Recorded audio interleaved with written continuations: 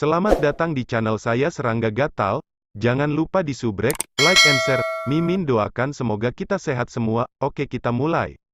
Ketika dia berjalan keluar dari bengkel pedang, Su Yi sudah memiliki pedang panjang berselubung di tangannya. Sarungnya dibuat oleh Wang Tianyang sendiri, kecoklatan dengan kulit hiu hijau, dan cincin penjaga mah dilemparkan di atasnya, yang sederhana dan elegan. Perlu disebutkan bahwa bahan untuk membuat pedang belum dikumpulkan. Bukannya Su Yi tidak memberikan uang, itu karena Wang Tianyang lebih baik mati daripada menerimanya. Melihatku membuka mata, siapa yang mengira klien tua yang bangga seperti Wang Lao akan menundukkan kepalanya dengan kagum suatu hari nanti. Meskipun dia meninggalkan bengkel pengecoran pedang, Huang Qianjun sangat bersemangat. Baru saja, para ahli pedang, termasuk Wang Tianyang, seperti sekelompok siswa, dengan rendah hati mendengarkan pengajaran ilmu pedang Su Yi. Bagi Su Yi, ini hanya cara mengajarkan alat biasa, tidak lebih. Tetapi bagi Wang Tianyang dan yang lainnya, seolah-olah mereka telah memperoleh kekayaan besar. Mereka sangat bersemangat sehingga mereka bingung dan takut. Mereka bahkan mengganti nama Su Yi dan memanggilnya Tuan Su. Karena itu, ketika Su Yi akhirnya mengatakan bahwa dia ingin membayar, Wang Tianyang dan yang lainnya semua cemas, dan mereka tetap menolak untuk mengumpulkan uang dari Tuan Su. Huang Qianjun menyaksikan adegan ini, bagaimana mungkin dia tidak menghela nafas. Apakah kamu akan pergi ke perjamuan gerbang naga? Tiba-tiba, Su Yi bertanya dengan santai. Satu kalimat membuat suasana ceria Huang Qianjun tiba-tiba tenggelam, dan dia ingat adegan ketika dia bertemu Wen Juyuan. Setelah hening beberapa saat, Huang Qianjun berkata dengan getir, saya hanya memindahkan level kultivasi level, daging, pemurnian darah, dan Wen Juyuan sudah menjadi peran level pemurnian darah, dan perbedaannya sangat besar. Sebulan nanti, pada hari perjamuan gerbang naga, tidak peduli seberapa keras aku mencoba, aku khawatir aku tidak akan bisa menutupi celah itu. Segera, matanya berkedip tanpa ampun, dan nadanya tegas dan tegas, tetapi jika saya tidak bisa mengalahkan saya juga akan berpartisipasi. Kegagalan tidak mengerikan. Saya tidak bisa mengangkat kepala selama sisa hidup saya. Su Yi mengangguk, dan berkata sedikit lagi, berkata, ambisi pria, darah muda, harga diri adalah berani dan rajin, tidak takut sukses atau gagal. Terkadang, apa yang tampak sebagai langkah mundur sebenarnya adalah kerugian total. Ini tidak ada hubungannya dengan tingkat kultivasi, ini murni dalam keadaan pikiran, dan benih pengecut telah ditanam. Bagaimanapun, Su Yi tidak bisa menahan perasaan terlalu banyak. Adapun pengecut, tidak mungkin mencapai puncak seumur hidup. Huang Qianjun tertegun sejenak, mengingat kalimat yang sering diomel ayahnya, Huang Yuncong. Mendengar kata-kata Su Yi lagi pada saat ini, entah kenapa, Huang Qianjun memiliki emosi yang campur aduk di dalam hatinya. Untuk waktu yang lama, matanya berangsur-angsur menjadi lebih kencang, dan dia berkata, Saudara Su, saya akan mengingat ajaran Anda, dan saya tidak akan pernah mundur ketika saya menghadapi masalah di masa depan. Su Yi mengingatkan, jangan mundur, itu tidak berarti sembrono, Anda harus memutuskan proporsinya. Lagi pula, dia tidak berkata apa-apa lagi. Dia tidak pernah suka berkhotbah dan bernalar. Yang disebut, mudah diketahui sulit dilakukan, beberapa kebenaran harus dialami, ditempa, dan dialami di dunia sebelum benar-benar dapat dipahami. Saudara Su, maukah kamu menghadiri perjamuan gerbang naga? Huang Qianjun bertanya. Su Yi menggelengkan kepalanya, meskipun ada banyak hadiah, itu terlalu membosankan. Bosan. Ini dianggap sebagai acara terkenal oleh generasi muda kota Guangling dan kota Loyun. Huang Qianjun terdiam dan tidak tahu harus berkata apa. Tidak lama kemudian, ketika mereka melewati sebuah gang, tiba-tiba seorang anak berteriak. Su Yi, datang dan selamatkan aku, cepat. Huang Qianjun mau tak mau menoleh, dan melihat sekelompok anak kecil memukuli anak lain di gang. Peradaban. Pada pesta ulang tahun wanita tua dari keluarga Wen, anak itu pernah berkata, meskipun saya masih muda, saya malu berada di perusahaan menantu seperti Su Yi, yang menyebabkan tawa di seluruh kamar. Beberapa generasi yang lebih tua melebih-lebihkan bahwa anak ini ambisius dan memiliki masa depan yang tidak terbatas. Tapi sekarang, Wen Mingrong ditindas dan berteriak minta tolong kepada Sui, yang pernah dia anggap sebagai rasa malu dan persahabatan. Sui hanya melirik ke sana, tanpa berhenti, dan terus berjalan maju dengan santai, menutup mata. Adegan yang kejam dan kejam membuat Wen Wenrong hampir marah dan berteriak, "Oke kamu Sui, tunggu aku. Ketika aku pulang, aku harus menuntutmu." Bentuk. Pada saat ini, Huang Qianjun datang. Anak-anak keras kepala yang memukuli Wen Mingrong tiba-tiba menunjukkan kewaspadaan dan menghentikan gerakan mereka. "Apakah kamu di sini untuk menyelamatkan saya? Hebat, ketika saya sampai di rumah, biarkan ayah saya menghadiahi Anda dengan uang." Peradaban sangat gembira. Tetapi saya melihat Huang Qianjun berjongkok, mengulurkan tangannya dan mencubit wajah kotor Wen Mingrong, dan memutarnya dengan keras. Wen Wenrong menyeringai kesakitan, dan air mata hampir keluar. Huang Qianjun berkata sambil tersenyum. "Kamu." Wen Mingrong tercengang. "Jangan kaget, lanjutkan." Huang Qianjun bangkit, memberi perintah kepada anak-anak nakal itu, dan berjalan pergi sambil tersenyum. Di gang, lolongan menyedihkan Wen Mingrong segera terdengar lagi, dan tangisan ayah dan ibu tidak ada habisnya. Hanya saja semua ini tidak ada hubungannya dengan Sui. Pusat medis Xing Huang. Ketika Sui kembali, dia melihat sekelompok penjaga yang kuat berdiri di gerbang, menghalanginya, tidak mengizinkan siapapun masuk. Bagian luar aula medis sepi, dan tidak ada orang yang bisa menemui dokter. Apakah ini seseorang yang menendang aula? Mata Huang Qianjun meledak dengan ganas, dan melangkah maju. "Kamu bajingan, siapa yang menyuruhmu lari liar di sini?" "Tuan Muda Huang." Melihat Huang Qianjun, para penjaga jelas gelisah. Tapi tidak ada yang mundur, jelas tak kenal takut. Seorang pria berpakaian hitam yang dipimpin olehnya berkata dengan sungguh-sungguh, "Huang Sao, pusat medis Xing Huang ini adalah wilayah keluarga Wen kami.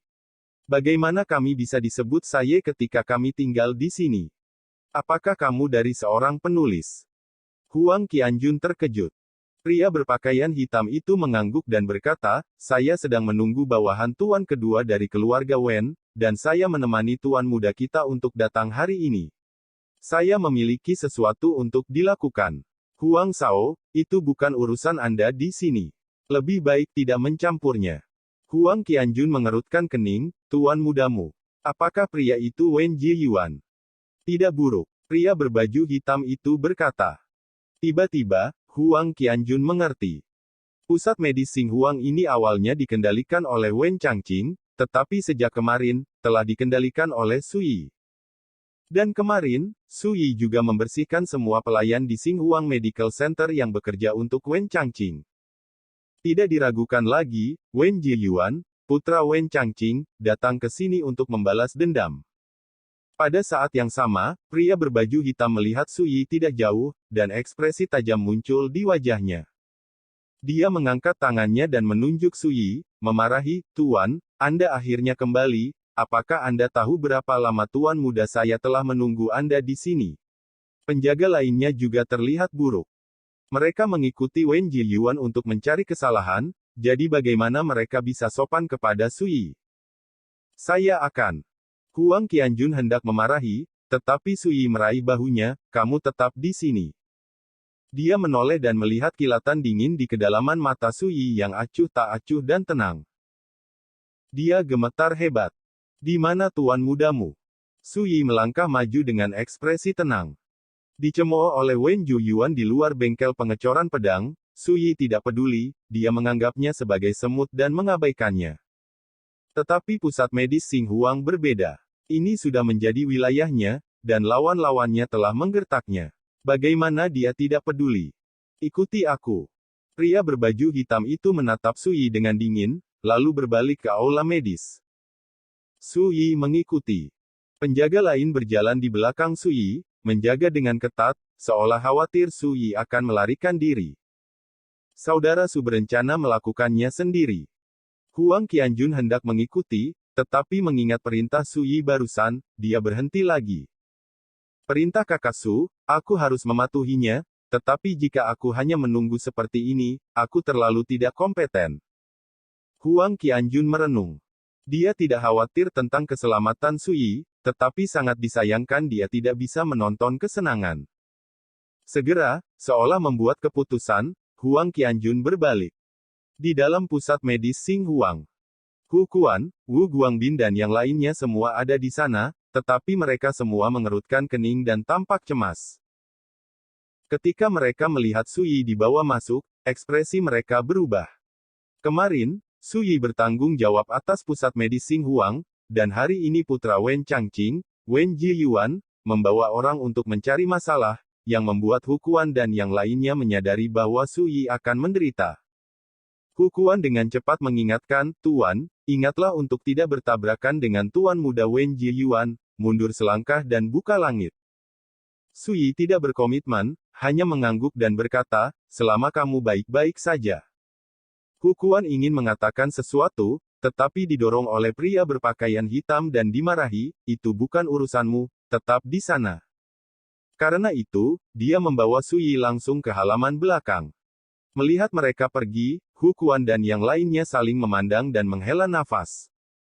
Mereka sangat mengagumi keterampilan medis Sui, tetapi kali ini orang-orang dari keluarga Wen yang tidak memenuhi syarat untuk bergabung.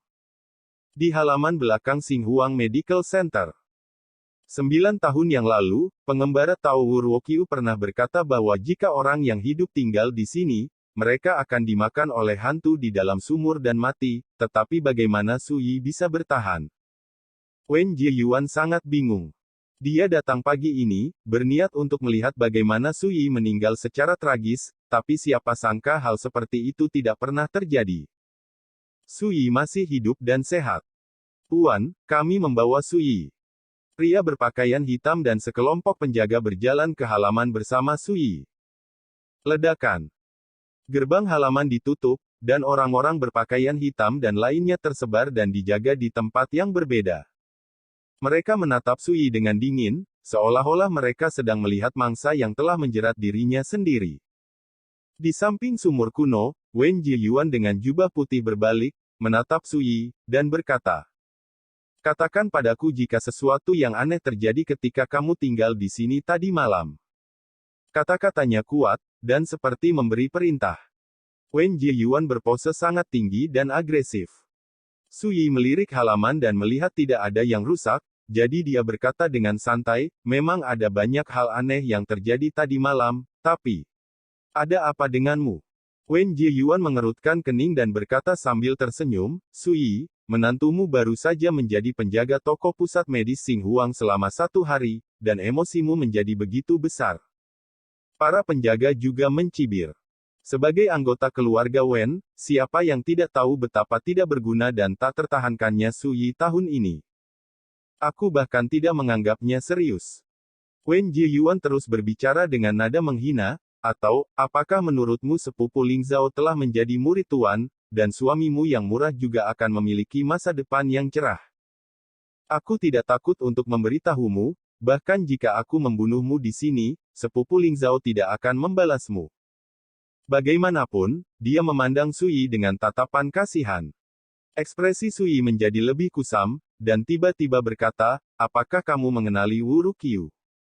Mata Wen Jiyuan tiba-tiba menyipit, dan dia berkata, apakah kamu melihat pendeta Tao Yu Fang tadi malam? Tentu saja, kamu dan ayahmu seharusnya tahu tentang masalah di halaman ini. Jika orang lain tinggal di sini tadi malam, aku khawatir mereka sudah lama meninggal. Sui mengerti.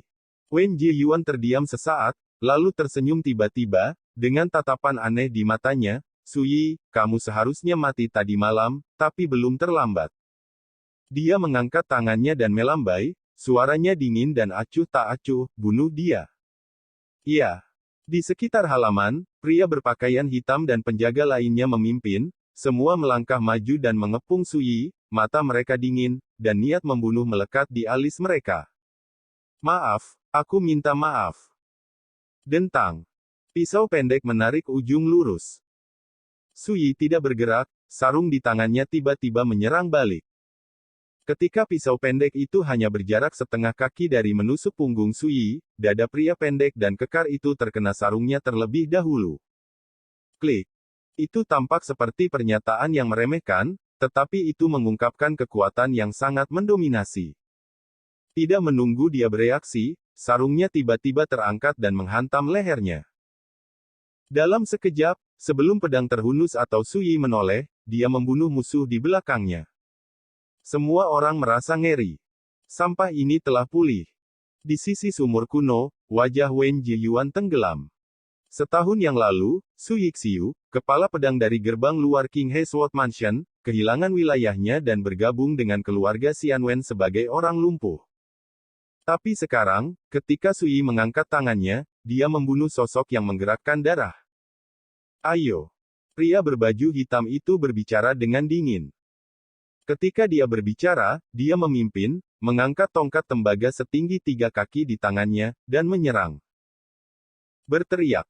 Angin kencang merobek udara dan membuat jeritan yang menusuk. 7 penjaga lainnya menyerang pada saat yang sama, memegang kapak, tomahawk, pisau, garpu, dan senjata lainnya. Hanya dari nafas dingin yang keluar dari mereka, dapat terlihat bahwa para penjaga ini keras kepala dan telah terbunuh untuk waktu yang lama. Dikelilingi oleh ini, Sui mengalihkan pandangannya ke pedang di tangannya dan berbisik pada dirinya sendiri. Tidak apa-apa, aku akan membaptismu dengan darah orang-orang ini hari ini. Suara itu masih bergema. Dentang. Dalam sekejap, ujung yang tajam muncul. Nama pedang, debu depan. Ambillah arti dari, aku memasuki dunia fana, pertajam hatiku seperti depan. Dentang. Pria berbaju hitam mengayunkan tongkat tembaga berkaki 3, dan pedang itu disapu oleh pedang Chen Feng. Dengan sekali klik, gada tembaga itu dipotong menjadi 2 bagian seperti tahu. Bilahnya terlalu tajam dan mendominasi. Panas dan merah cerah. Dia mengerang dan mundur dengan ngeri. Pada saat ini, dia melihat adegan berdarah. Melihat jubah lengan Sui berkibar, memegang pedang panjang, berjalan di antara melihat ke depan, seperti makhluk abadi yang diasingkan, dalam sekejap dia menyerang pedangnya 6 kali berturut-turut. Memotong, menusuk, memilih, menggaruk, runtuh, terbelah. Pada saat itu, sosok Sui seperti angin yang bergoyang bebas. Ledakan. Seorang penjaga jatuh ke tanah dengan lubang berdarah di tenggorokannya. Kepala penjaga lain dipenggal, dan dia terlempar ke udara, wajahnya masih dipenuhi kepanikan. Setelah itu, serangkaian tabrakan padat dan suara tumpul terdengar, dan penjaga lainnya diretas, atau leher mereka dipotong, atau dada mereka dipotong. Darah merah cerah seperti kembang api, pedih dan berdarah, mekar di kehampaan halaman. Ketika Sui menarik kembali pedangnya dan menghentakkan kakinya. Di hadapan, kecuali pria berbaju hitam dan Wen Jiyuan di sisi sumur kuno, orang-orang lainnya terbunuh di tanah dan darah mengalir ke sungai. Semuanya berakhir dalam sekejap. Itu seperti petir, dan kembali sunyi. Di tempat mereka berdiri, 7 mayat jatuh dalam genangan darah, dan gambar itu berdarah. Ini, ilmu pedang macam apa ini? Pria berbaju hitam itu tercengang, dalam keadaan kesurupan, pupil matanya penuh dengan kebingungan, dan dia benar-benar terkejut. Wen Jiyuan di kejauhan juga terkejut, gemetar, panik dan marah, dan wajahnya penuh ketidakpercayaan. Dengan membunuh dan mengangkat pedang, itu akan menjadi ganas, dan menggunakan darah untuk memadamkan pedang akan lebih menyesakan. Ini adalah kebijakan terbaik untuk mengasah pedang dengan hati Tao. Tidak apa-apa terkontaminasi dengan aura yang tidak menyenangkan. Sui memandang pedang Feng Chen di tangannya, dan kemudian memandang Wen Jiyuan di kejauhan, dan berkata dengan acuh tak acuh, mengapa kamu tidak berani maju untuk bertarung, anak-anak dari keluarga Wen yang bermartabat. Wen Jiyuan merasa kedinginan di sekujur tubuh. Tuan, pergi. Tiba-tiba, pria berpakaian hitam tidak jauh dari sana berteriak keras, dengan panah yang kuat di tangannya, membidik Sui. Suara mendesing. Sebuah panah meledak, secepat kilat, dengan ujung yang tajam. Sosok Sui berbalik sedikit ke samping, panah menyapu 3 inci dari lehernya, dan menabrak dinding yang jauh dengan keras, mencipratkan segenggam serpihan batu, dan dinding itu ditutupi dengan menggali lubang yang dalam. Anda dapat melihat kekuatan panah ini. Mengambil keuntungan dari kesempatan ini, Wen Jiyuan sudah bereaksi dan segera bergegas keluar dari halaman. Pria berbaju hitam itu memegang panah yang kuat, terus menarik tali busur dengan tangan kirinya, dan menarik pelatuknya. Suara mendesing, suara mendesing, suara mendesing. Berteriak seperti gelombang pasang, satu demi satu panah tajam menyapu udara, menembak ke arah Su Yi, padat seperti hujan. Su Yi bergerak maju bukannya mundur, sosoknya berkedip dan bergerak maju. Pada saat ini, bahkan jika berjalan di bawah hujan panah, dia tampak tenang dan tenang.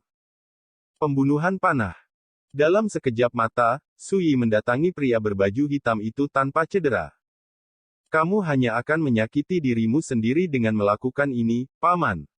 Pria berbaju hitam itu berteriak dengan tajam, panah di mesin panahnya telah habis, menghadap Su Yi yang sudah dekat, dia tidak bisa menahan diri untuk menunjukkan keputusasaan. Kuat. Terlalu kuat. Biarkan karakter seperti dia merasakan ketakutan dan ketidakberdayaan dari lubuk hatinya. Kamu setia kepada juru selamat, dan kamu layak dipuji. Aku akan memberimu kesenangan. Berbicara, pedang debu melintas di tangan Su Yi. Pria berbaju hitam itu tertusuk di dada dan hatinya hancur. Ketika dia akan mati, dia tidak percaya bahwa Su Yi akan bertindak begitu cepat, seolah-olah dia tidak peduli dengan konsekuensi serius dari melakukannya. Dengan bunyi gedebuk, sosok pria berbaju hitam itu jatuh dengan lembut ke genangan darah. Mata Su Yi sudah melihat ke arah lain. Wen Jiyuan telah melarikan diri ke gerbang halaman, panik seperti anjing yang hilang. Bagaimana Su Yi bisa membiarkannya melarikan diri? Dia mengangkat jari kakinya, dan pisau pendek di tanah terbalik dan jatuh ke telapak tangannya. Kemudian, lengannya tiba-tiba mengerahkan kekuatan dan mengangkat tangannya untuk melempar. Dampak besar membawa tubuhnya ke gerbang halaman, dan kemudian duduk di tanah dengan bintang di depan matanya. Rasa sakit di tubuhnya dan ketakutan di hatinya membuat Wen Jiyuan hampir pingsan. Jika aku tahu, mereka tidak akan mengunci pintu. Wen Jiyuan tampak putus asa. Tapi sekarang, gerbang halaman dibuka dari luar, dan sekelompok sosok muncul di luar halaman. Tubuh pemimpin itu setinggi gunung, mengenakan seragam militer, dan ketika matanya dibuka dan ditutup, itu seperti arus listrik yang dingin. Penjaga istana penguasa kotalah yang memerintahkan Ni Beiyu. Tuan Ni tolong. Wen Jiyuan, yang awalnya putus asa, sekarang sangat bersemangat dan gembira, berteriak minta tolong, seperti orang yang akan tenggelam meraih sedotan. Ini. Ni Beiyu melirik ke seberang halaman, dan mau tidak mau dikejutkan oleh mayat dan darah di seluruh lantai, wajahnya tiba-tiba berubah, dan dia menarik napas dalam-dalam. Setelah itu, semua mata tertuju pada Su Yi, yang berdiri sendirian di halaman dengan pedang panjang di tangannya, tidak bisa tenang. Siapa yang tidak bisa melihat bahwa semua ini berasal dari tulisan tangan Su Yi? Tuan Ni, cepat, cepat dan tangkap pencuri Su Yi, dia merajalela, membunuh semua rombonganku, dan juga membunuhku. Wen Jiyuan berteriak dengan tergesa-gesa, wajahnya penuh dengan kebencian dan kegembiraan. Dia juga hadir di pesta ulang tahun astronom tua, dan menyaksikan adegan Ni Beiyu dan penguasa kota Fusan menghadiri perjamuan bersama. Ini membuatnya secara tidak sadar berpikir bahwa karena Ni Beiyu berhubungan baik dengan keluarga Wen, dia pasti akan mendukung dirinya sendiri. Tapi adegan selanjutnya membuat Wen Jiyuan tercengang. Melihat ekspresi Ni Beiyu yang tiba-tiba berubah, dia membungkukkan tangannya pada Su Yi dan berkata, Tuan Ni datang terlambat untuk menyelamatkannya, dan saya harap Tuan Muda Su akan memaafkan saya. Tuan Ni, kamu, bagaimana kabarmu? Wen Jiyuan seolah disambar petir, tercengang, tak bisa berkata-kata. Ni Beiyu tampak acuh tak acuh, mengabaikannya sama sekali, menutup mata, dan hanya memandang Su Yi dengan hormat. Su Yi sedikit mengernyit, tetapi menatap Huang Qianjun, apakah Anda mengundang Tuan Ni untuk datang? Huang Qianjun membeku, mendengar ketidaksenangan dalam nada suara Su Yi, dan lapisan keringat muncul di dahinya. Dia bermaksud menjelaskan, Tetapi pada akhirnya dia hanya menundukkan kepalanya dan berkata dengan getir. Ya. Sekian dulu update-annya, tunggu lanjutannya di channel saya Serangga Gatal, di subscribe ya guys. Terima kasih.